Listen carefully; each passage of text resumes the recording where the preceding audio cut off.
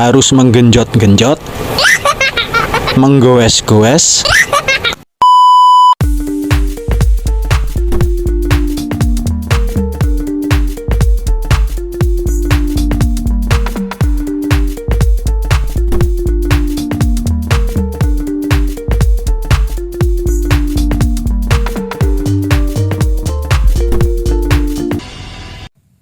Assalamualaikum warahmatullahi wabarakatuh. Halo sedulur tani sedoyo, jumpa lagi di video saya. Semoga sedulur semuanya dimanapun berada dimudahkan urusan dan rezekinya, amin amin ya robbal alamin.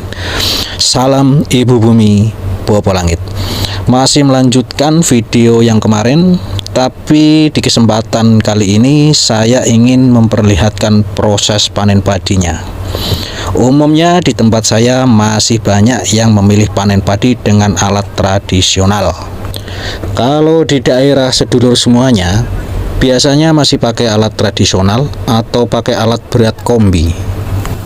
Adanya alat modern seperti kombi ya karena sesuatu tuntutan zaman yang nggak bisa dihindari. Alat modern sejenis kombi memang lebih cepat dibandingkan alat panen tradisional. Keduanya ada kelebihan dan kekurangannya masing-masing. Kelemahan kombi tidak bisa digunakan pada area sawah berlumpur tebal atau rawa. Lahan pertanian kecil-kecil kalau pakai mesin kombi bisa merusak pematang sawah. Biji padinya pun mudah jatuh ke tanah saat proses panen. Batang padinya tidak bisa dimanfaatkan secara maksimal.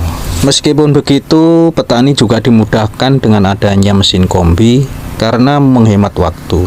Misal lahan 1 hektar selesai dalam waktu kira-kira 1-2 jam saja tanpa perlu memotong. Terus hemat tenaga dan biaya juga karena hanya butuh 1 operator dan kenek yang bertugas mengumpulkan padi ke dalam karung. Dulu untuk memanen lahan 1 hektar butuh tenaga kurang lebih 20 orang dengan waktu 1 hari. Makanya dengan adanya kombi menurut saya justru mengurangi penghasilan para buruh karena petani tidak lagi pakai jasa buruh untuk memanen padi. Inilah kultur tradisi yang masih terjaga di tempat kami, masih menggunakan cara tradisional. Guyup, rukun, sambatan atau gotong royong, dan keceriaan kami saat panen raya. Berharap mesin kombi tidak cepat-cepat masuk ke desa kami. Tidak tahu nasib para buruh panen padi ke depannya kalau ada mesin itu. Beginilah kami panen padi dengan cara tradisional. Sekarang sudah pakai mesin diesel, kalau dulu ngoyo banget. Harus menggenjot-genjot, menggoes-goes, kayak orang mengayuh sepeda. Bagi sedulur tani, pasti sudah nggak asing dengan proses beginian. Nah, buat para kaum elit yang tidak pernah jadi petani, begini prosesnya. Padi dirontokkan dengan peralatan penuh paku. Setelah bulir padi rontok, masih diayak lagi sampai bersih dari rontokan jerami. Dari rontokan jerami masih ada pengangsak yang berharap ada buliran-buliran padi yang bisa diambil. Enggak cuma itu, para pengangsak berkumpul di belakang pekerja ngedos untuk mengumpulkan sisa-sisa butir padi yang masih menempel di jerami yang sudah dibuang para pekerja ngedos.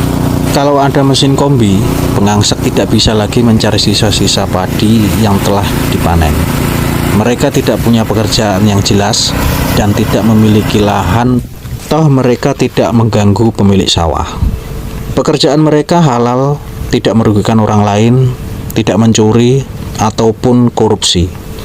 Meskipun hasilnya sedikit, sangat berharga bagi mereka.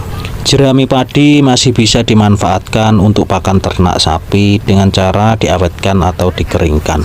Bagi buruh tani biasanya akan membawa pulang jerami untuk dikasih makan ternak mereka masing-masing. Tujuan pertanian tradisional hanya untuk mencukupi kebutuhan sehari-hari petaninya. Beda dengan petani modern. Yang dilakukan mereka hanya untuk memenuhi pasar dengan tujuan keuntungan. Demikian video dari saya, semoga bermanfaat bagi sedulur semuanya. Wassalamualaikum warahmatullahi wabarakatuh.